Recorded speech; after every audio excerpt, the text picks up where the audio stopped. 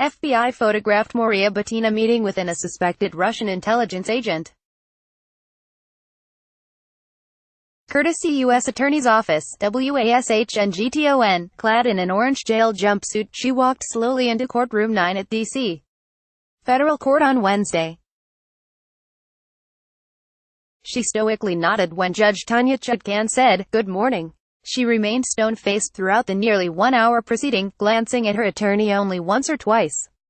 When she was arrested July 15, Maria Butina, a 29-year-old Russian, was portrayed in an online profile as a recent graduate of the American University's Kogod School of Business, and still working there as a research assistant.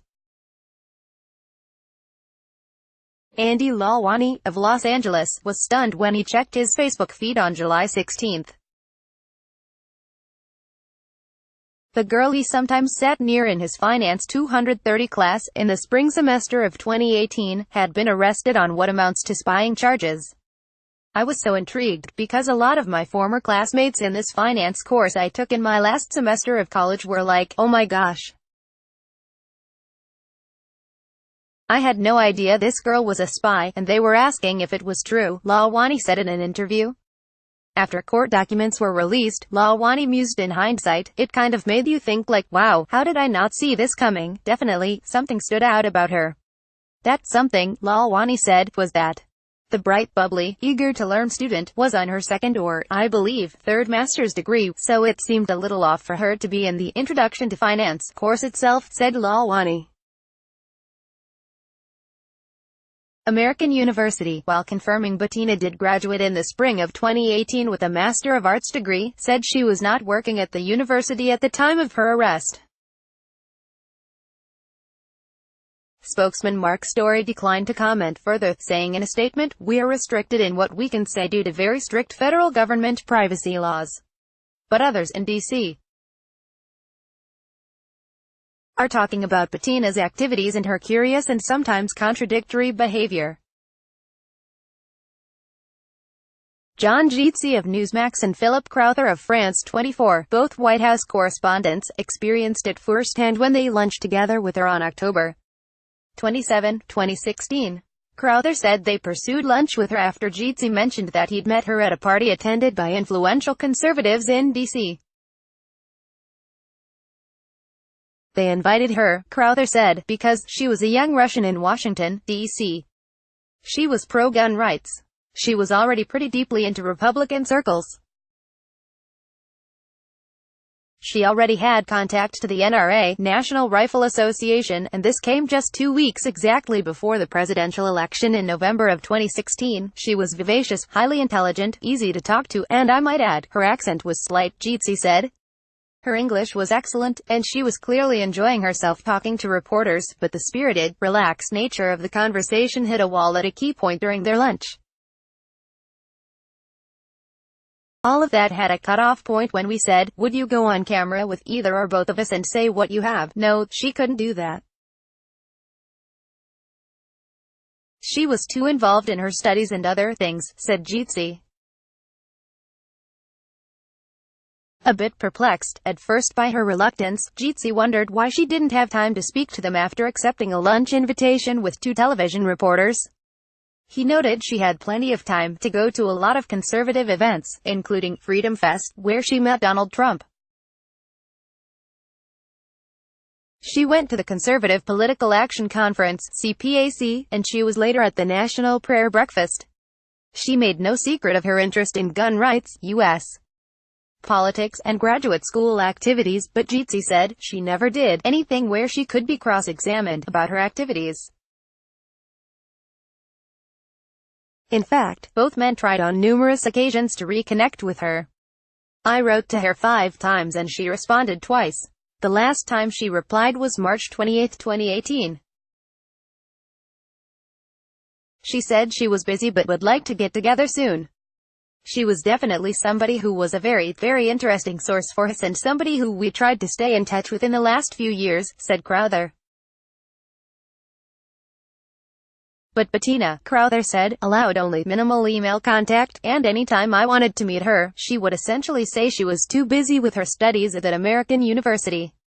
The case against Bettina, federal prosecutors, who watched her for several years, said in a detention memo, although she attended classes and completed coursework with outside help, attending American University was Bettina's cover, while she continued to work on behalf of the Russian official.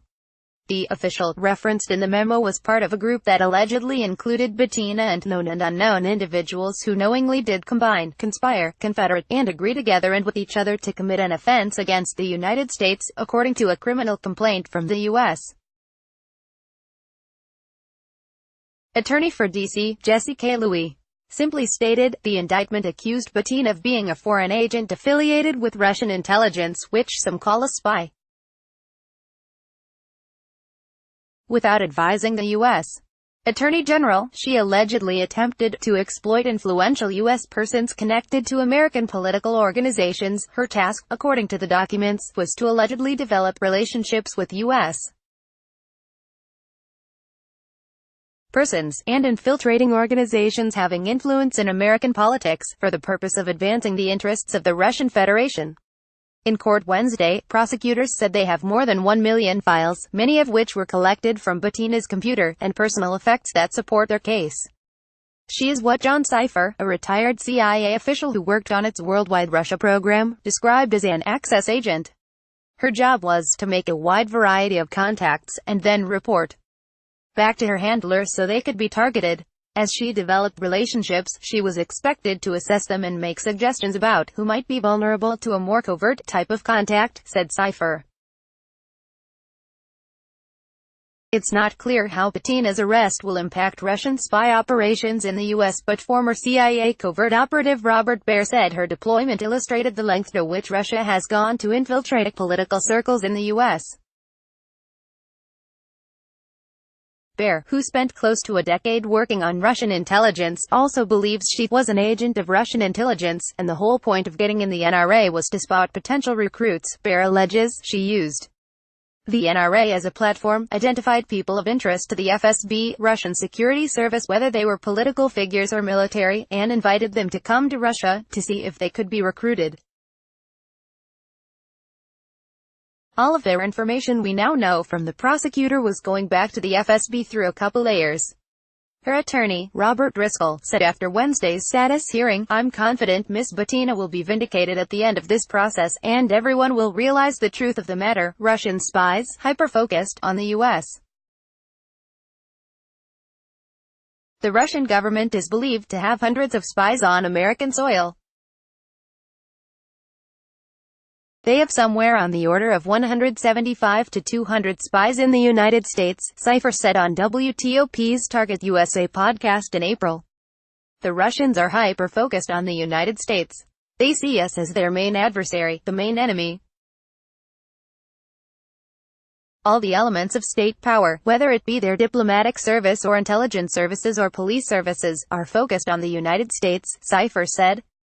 Former CIA Director Michael Hayden told WTOP last week that Moscow has concentrated on the U.S.